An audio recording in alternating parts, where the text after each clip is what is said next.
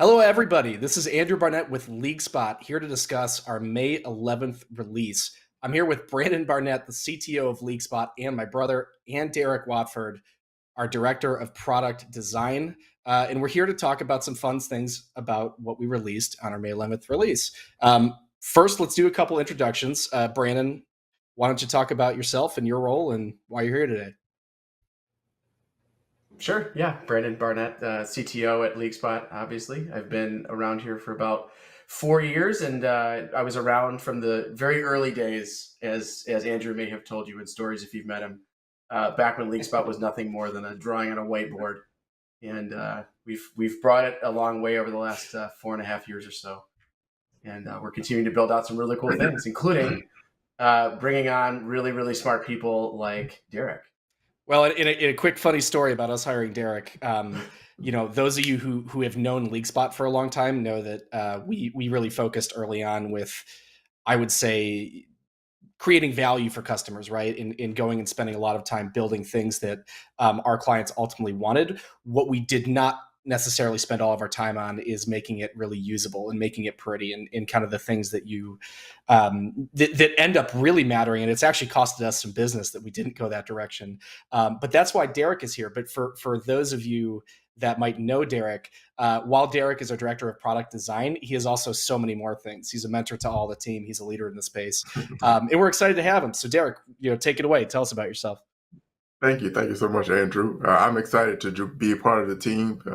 As anyone that is familiar with LeagueSpot knows that they've definitely been pioneering the space with their platform. So me bringing the design aspect to it. We know. Yes, bringing the design aspect and enhancing the user experience. I'm excited to be part of the team. Those that know me know that I've been a pioneer in the esports space, truly believe in the power that it brings to not just the youth, but just the community as a whole. So being able to be part of a platform that drives the industry forward is almost like a dream come true. That's awesome. And it's awesome to have you. So we're going to get right into it. We're going to talk a little bit about what this show that we're going to be doing is. We often make a lot of updates to the LeagueSpot platform. That's kind of the model we go off of. We are consistently pushing new things. A lot of the time is focused on our kind of large client partners, things that help data collection, things that help the broad competitive experience.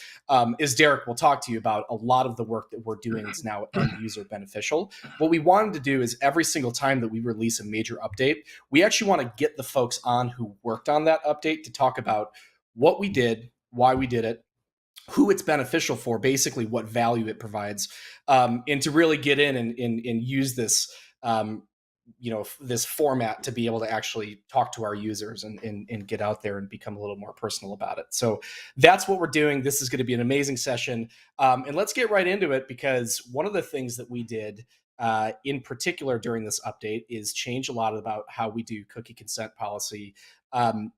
As you know, at LeagueSpot, our core brand is we take data really seriously.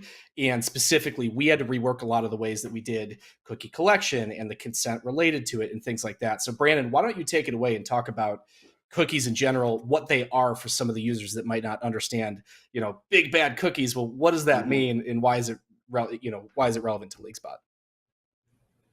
Yeah, sure. So cookies are basically files that browsers drop on your machine so they can track some of your movement between websites. They can track behavior. It's something that sits there and identifies you in an anonymized way typically, but it allows between calls on certain websites.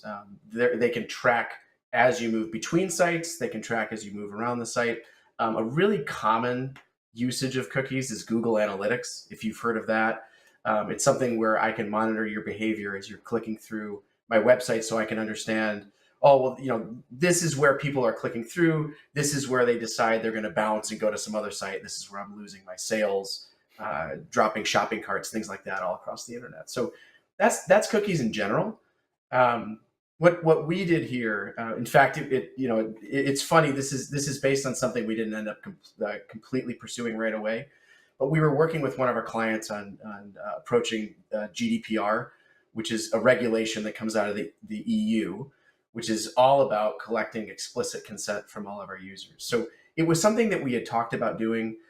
It's something that we wanted to become compliant with, because we want to continue going after a more international market in general and serve customers not only just in North America, but also in the EU. And we just thought, we didn't end up pursuing it directly because that the whatever we were going after wasn't going to work at that time. But we just thought, well, this stuff is important, right? And when you think about the spirit of the way that GDPR works, it's about asking your users what they're willing to let you do with their data, their behavior, what you're allowing them to put on the browser. And honestly, we just picked it up anyway because we just thought, this is the right thing to do. I don't want to be tracking everybody without their knowledge. That's not really what we're about.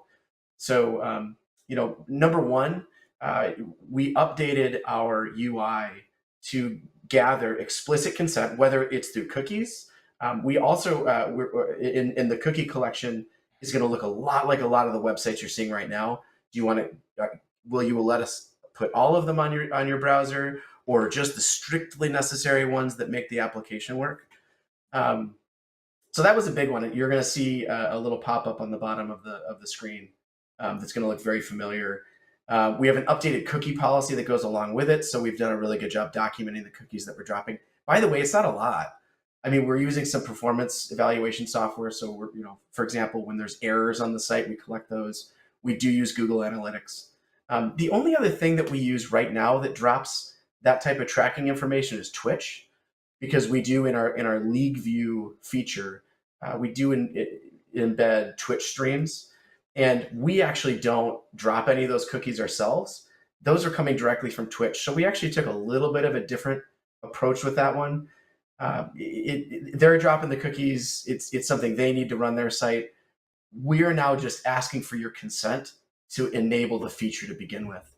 And when you go to do it, we basically document for you exactly what you're agreeing to, because we want you to feel educated that when you're agreeing to this, that at least you understand what you're agreeing to. 100%. And I actually did want to talk about, in general, like, if you have a league, if you are working with LeagueSpot in some capacity, you're a future potential customer of ours, or you're an end user, why does any of this matter, right? Like, why? Like, talk about GDPR. Let's talk about what's going on in California. Let's talk about all of the different things that we've seen in terms of data regulation, and especially as it relates to tracking and cookies. Like, why does anyone care? Well, people care because people care because it's actually surprising. If you go on the larger social media websites, for example, those are probably the worst of all of them. I'm not going to mention my name, but everyone knows what I'm talking about. and they are dropping information on your browser, and they know all of the websites you're going through. I would say a good example is, have you ever been on a shopping site and you put something in your cart and all of a sudden it starts showing up in ads on some of your social media sites? That's what's going on there. And I think in terms of the end user, we're at a point now where I think the end user, some end users are highly sophisticated, but some are not, and some are still catching up to the technology and the ability for some of these companies and platforms to track you, and they don't necessarily know what they don't know, and so they fall into these pits where I am getting advertised to, or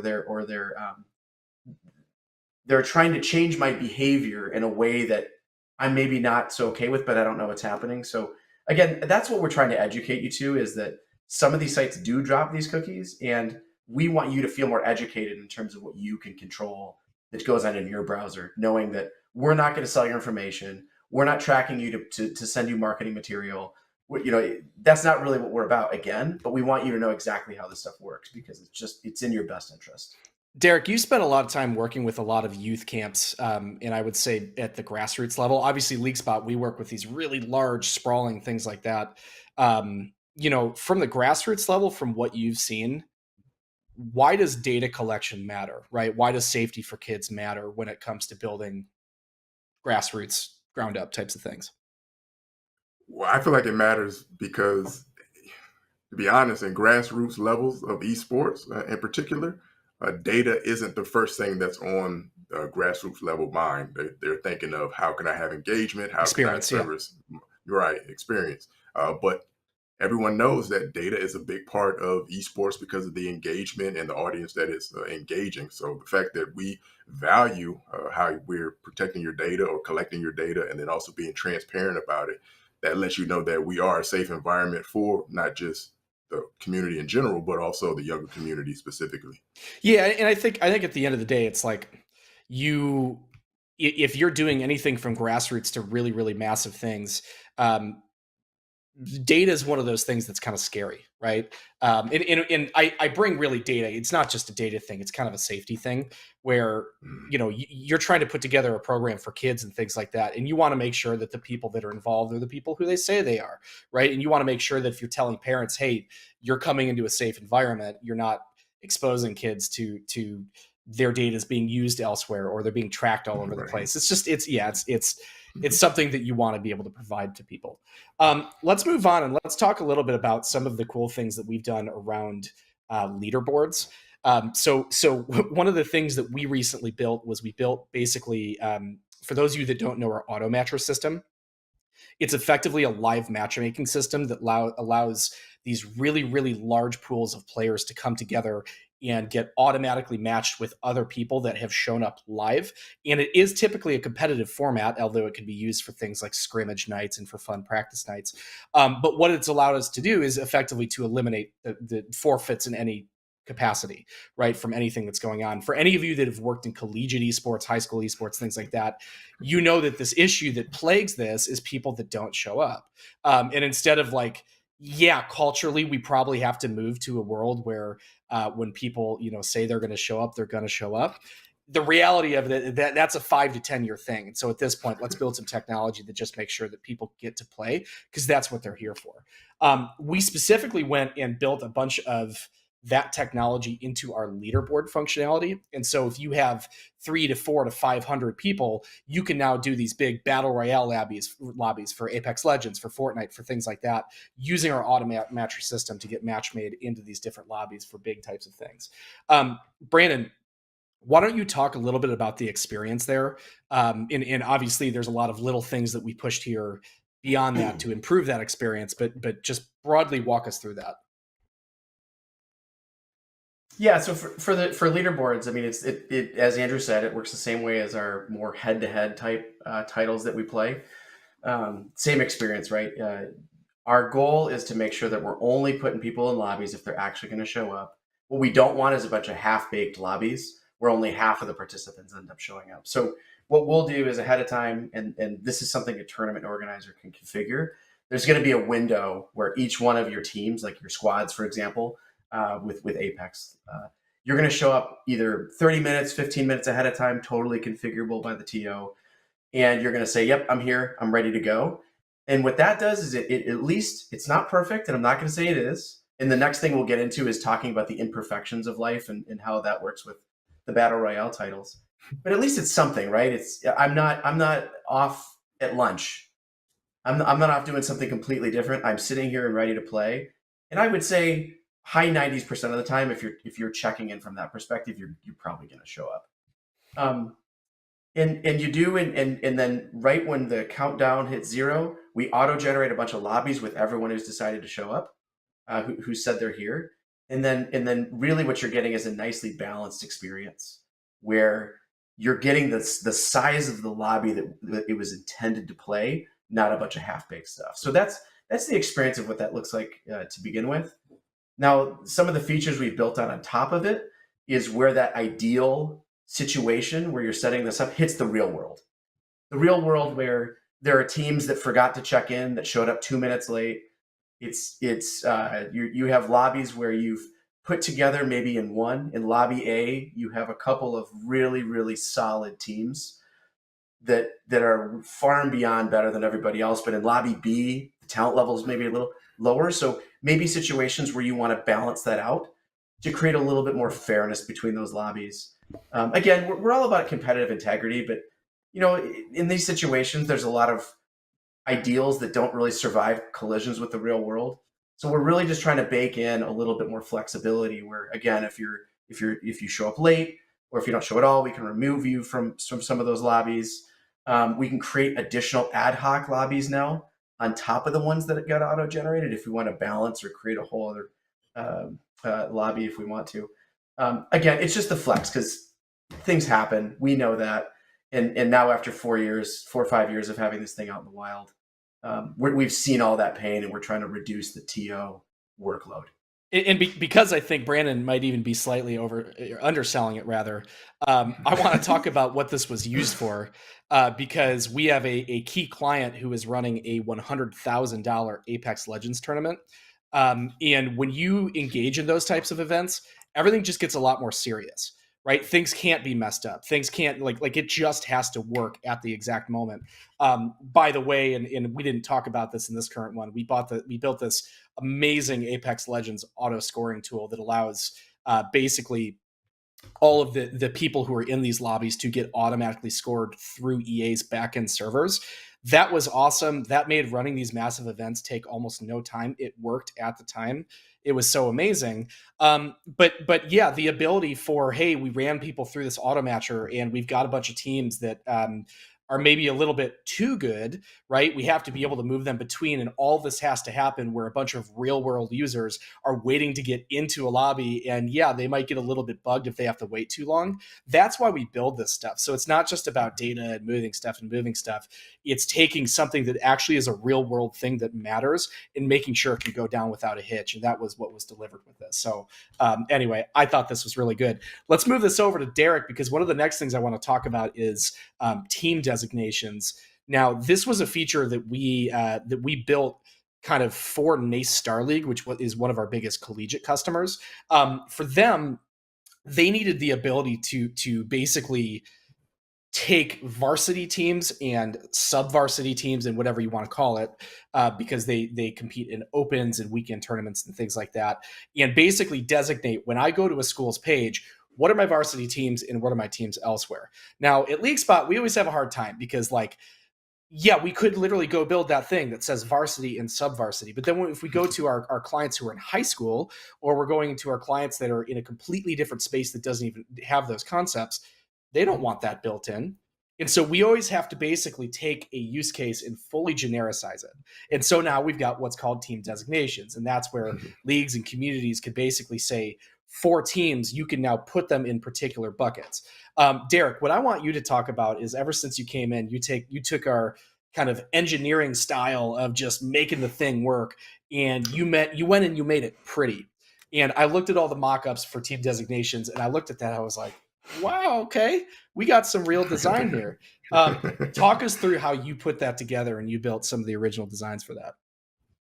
So, like you said, one of the main challenges was because we service an array of clients, saying something is for varsity, junior varsity, etc., may work for one set of group, but it won't work for everyone. So the challenge was, how do we allow our clients to decide what do they want to call their subset groups of teams? And so therefore we came up with a team designation of where you're able to designate the name, also designate a banner color for it, as well as a custom icon to designate, because we know that some of us are lazy within the esports space, and as gamers, we're looking for some type of graphical representation for us when we're looking through stuff. So we said, hey, let's add an icon so that you can browse and say, okay, all of the knight chess pieces are for our varsity teams, or red is for all of our varsity teams, and allow teams, or actually from a league perspective, allow them to customize what does that look like.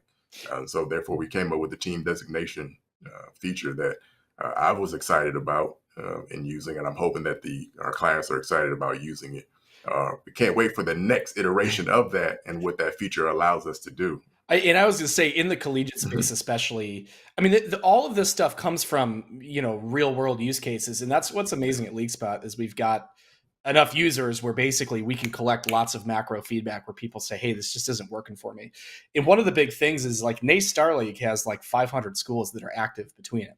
It's massive. And so for a lot of these schools, and especially the NACE schools as a part of it, they'd be going to the school pages and they'd be saying, I have no idea who like, okay, who needs to be held to the varsity rules, who needs to not be held to the varsity rules, right? Like, who are the coaches that are up in this organization?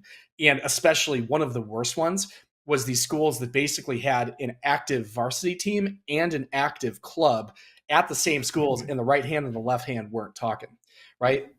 And it's one of those things, and maybe we'll have to get on someone from NACE in the future to talk about this, because it seems like it's not a big deal, but it is a terrible, terrible problem for them. They have it all the time. And so the ability to know, hey, who am I playing? Who's on the varsity side, right? Who's effectively the official representation of the school versus all of the people on the club side. And now we can kind of designate them and put them in their own places, and kind of make each side able to be administrated separately. So that was really nice.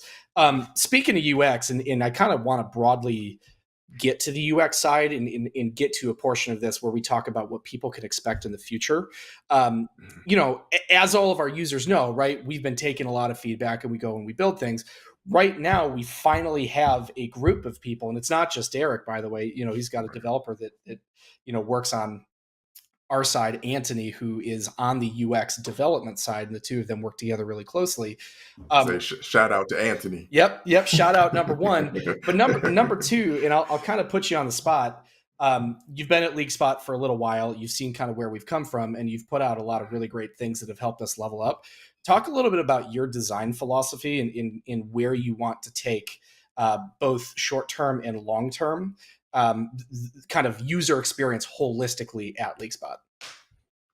So from a philosophy standpoint, one thing that I definitely learned right out of the gate while being in the esports industry is that it's all about experience for the player, experience for the TO, experience for the league directors, example. So if we're able to create an environment that works, that's safe, and then it also is cool as well, like, we have no reason not to dominate the industry for that. And so my goal is for us to dominate the industry by being able to sew up every angle of our platform, whether that's from an experience standpoint, from a UI perspective, or even from a feature and functionality standpoint. Like, how can we continue to be the best? We're already good at listening to our clients.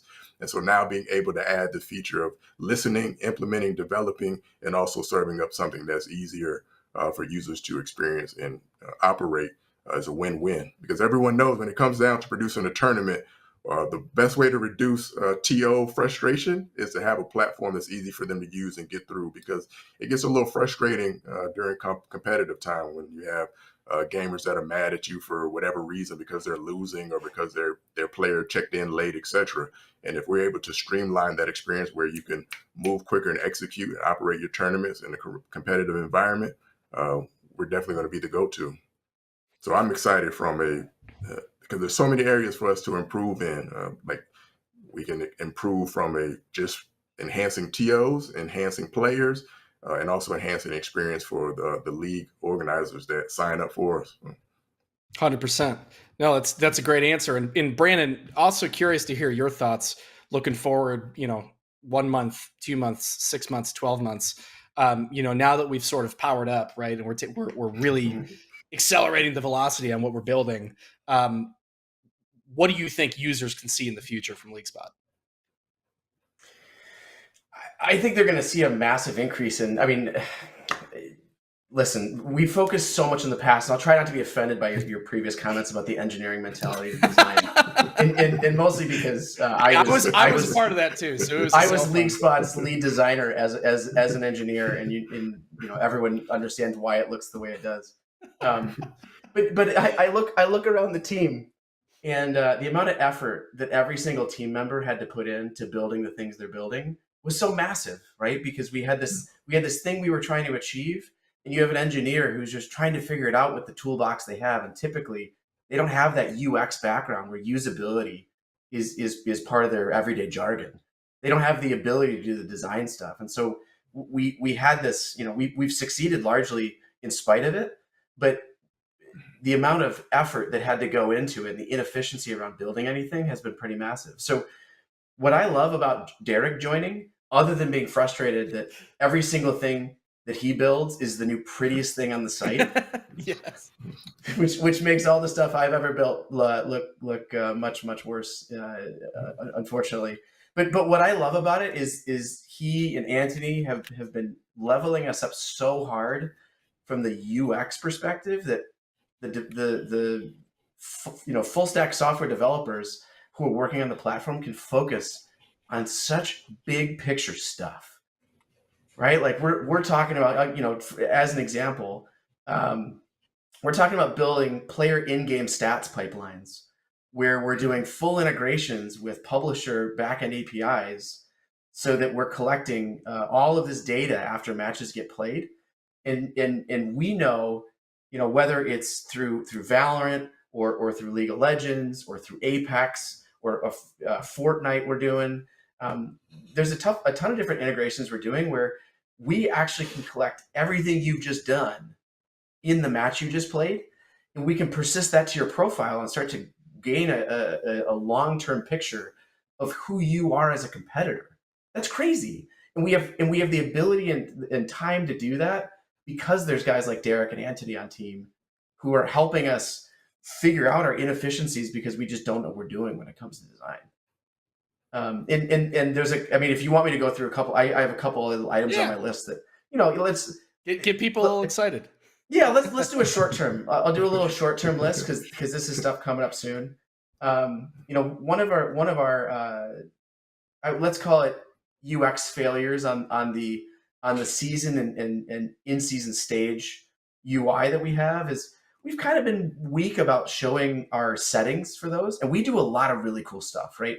We have roster locks, we have auto forfeits, we have all these settings that you can use as a TO.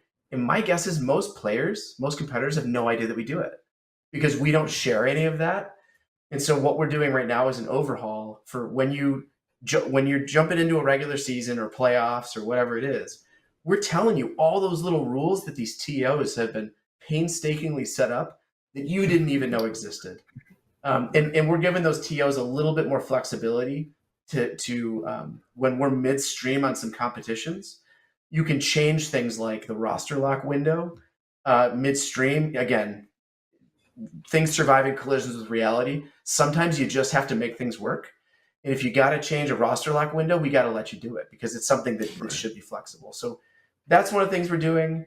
Another thing coming up is something that's come out of a few of our leagues, namely XP League being the number one that had brought it up to us first, but it was live event seating.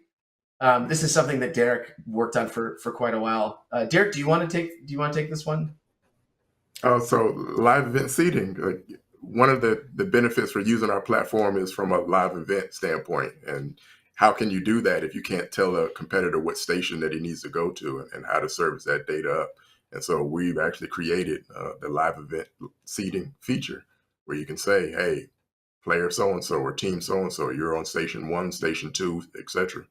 And to me, it might sound like a small thing, but when you're actually in the field doing that, that's a huge thing to be able to do and designate as well. Oh yeah, I mean, I remember, you go to DreamHack or some of those lands, or even a smaller Smash Bros event, right? And those are very, very, very tough to run.